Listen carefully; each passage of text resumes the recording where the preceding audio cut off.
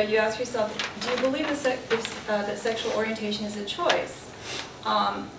If you believe it is a choice, and that leading down from the yes, if the orientation is sinful, yes, then the only option is to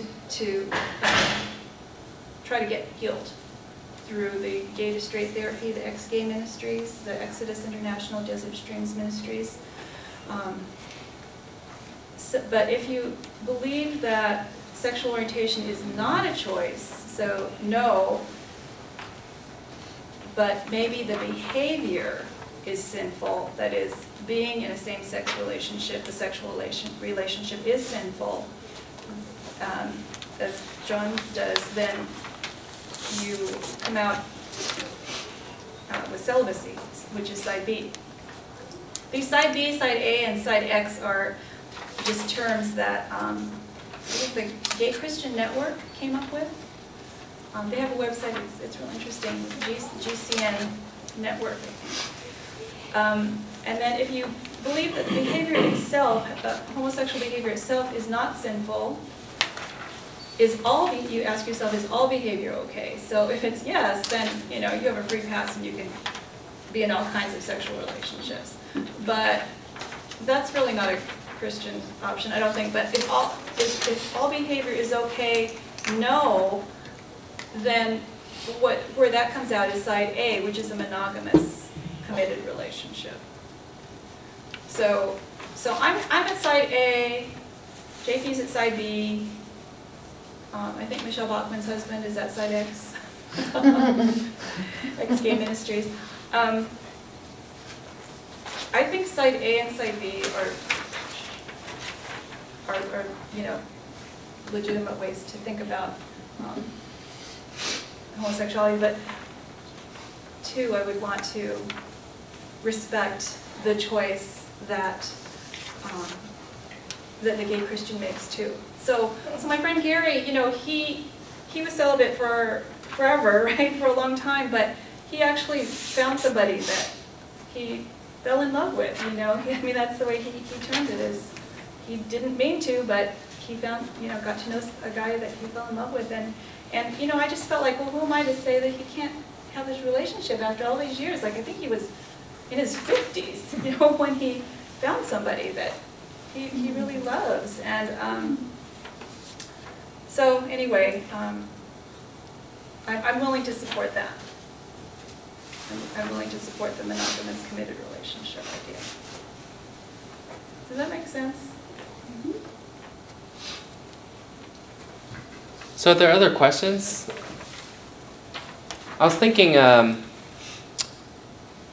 of just how do you guys, or how would you two get along understanding that you both can't really, judge each other's Christian convictions, but understanding that you come out on pretty different end goals, or in terms of positions regarding this issue, then what's the potential of coexisting, I guess, without judging, or is there a possibility of coexisting without judging, or?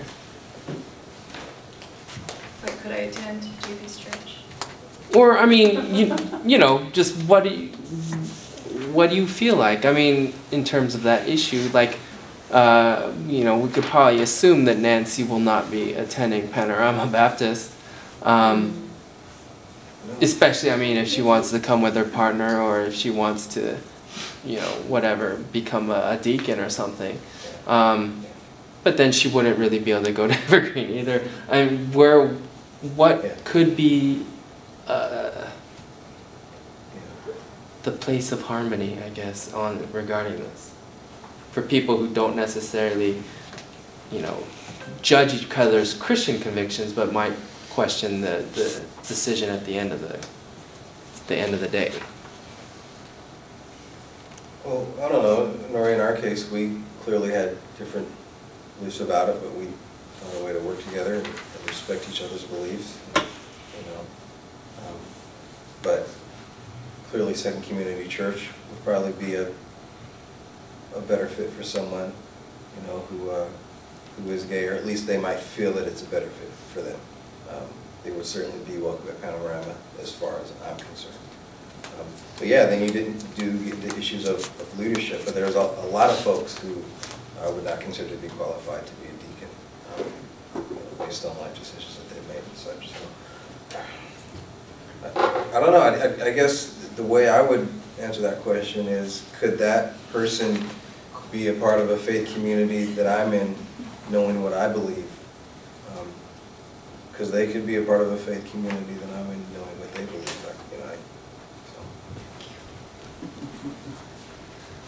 I was thinking about this question when, when Melvin came out, because Melvin was our associate pastor for how many years? 6 years or something. My other gay friend, and so I was thinking, would Evergreen hire him back? Because right now he's out of a job, right? Because he's clearly gifted in ministry, and for the years that he was at Evergreen, people were touched by him.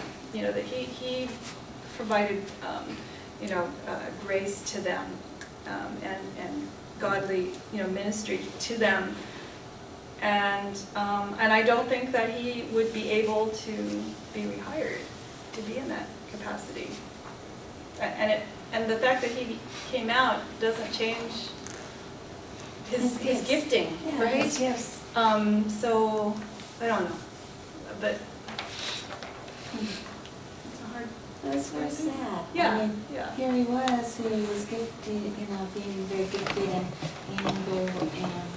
giving up the community and his church and everything. And all of a sudden, one day, he comes out, and now he's a whole different person. Yeah. And they don't see him, and it's just very sad. Yeah. It's just very sad. Yeah. That's why he didn't come in for so long, Yeah, it's scary with a manager.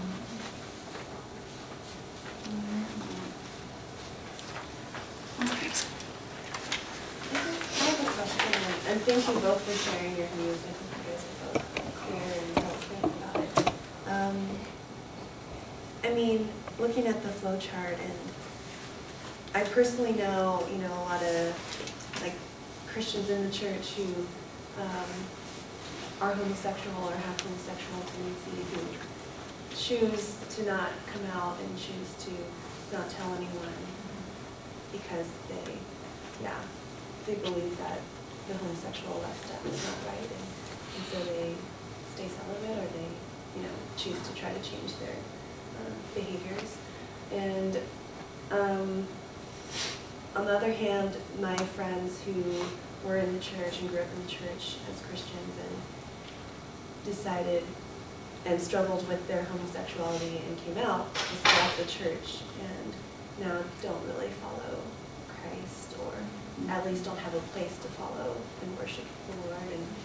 And those people probably entered into a more promiscuous lifestyle, like experimenting with their newfound desires, or newly coming out desires, I guess.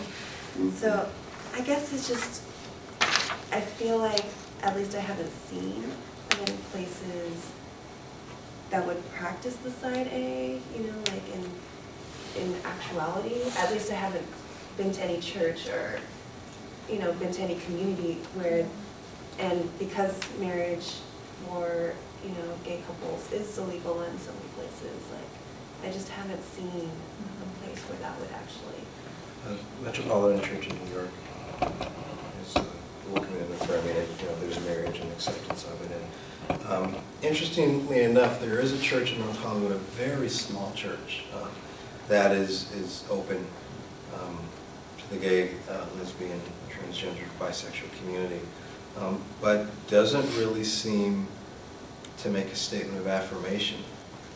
That more so they have just opened themselves to this particular demographic, acknowledging, look, they probably would have a hard time in a more mainstream congregation. So let's create a safe place for them, but not necessarily affirming the lifestyle. Don't ask me how you do that. That's totally a God thing as far as I'm concerned.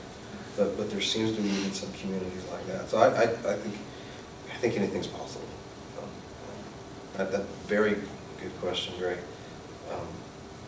thought-provoking. That, yeah, can I, okay, so you left your church, so can you still practice a faith by yourself? Or do you end up walking away from that also? Yeah, that whole issue of creating a safe, worshiping faith community is, I don't know how to do that, but that's what my burden is. Because I know people too at our church who are in the closet, but because there isn't anywhere else to be if you want to continue coming to our church. And so a friend of mine and I are actually trying to, I don't know how this is going to work, but just have some home meetings, home studies, home Bible study type things, where we're going to be overt about being welcoming, although I don't know how to do that either exactly. So we're wrestling with this because we don't want people to drop out of church. If they're feeling like they have to leave part of themselves at the door every time they come to church, I don't know that they can sustain that. And so, and also, there's the young people in our church who our pastor has already said, I think this might be a problem when they reach puberty, because we can already tell that there's some people in the youth group who maybe might be gay, and so what's going to happen to them? So if we're trying to maybe see if we can create a little subset, a little freestanding Bible study place, home, that's held in a home, where it's safe, and where you can come out if you want to, but we're going to be, a faith community, still part of the faith community, still, worship together, still take care of each other, and maybe we won't be out to the general church, because I don't know what that would do, because not everyone is on the same page at our church, certainly. So, but because I worry about where those people who identify being gay, where they will go. In LA, they all go to All Saints, right? Yeah, that's true. But All Saints is really big. I've been to a few services where Gary was serving the Eucharist at All Saints. It's like, wow, it's not very intimate at all. I think there's actually quite a few welcoming and affirming churches. I think the challenge is finding a church where that's not the only issue. That's it. Where if you don't want it to just be your, Yeah, it's not like, every sermon is about your sexuality. every single person there might be, I don't know. That's what I heard about the metropolitan churches, is they tend to be overly focused on sexual orientation, and it's like people who have gone there have said, I just want to learn about God, I just want to worship God. I don't have to talk about sexuality every Sunday. So they just want to be a member of a church, but just accepted as an accepted member, a loved, embraced member. Okay, it's really getting late, so we will need to wrap up today our panel discussion, but let us thank Marian and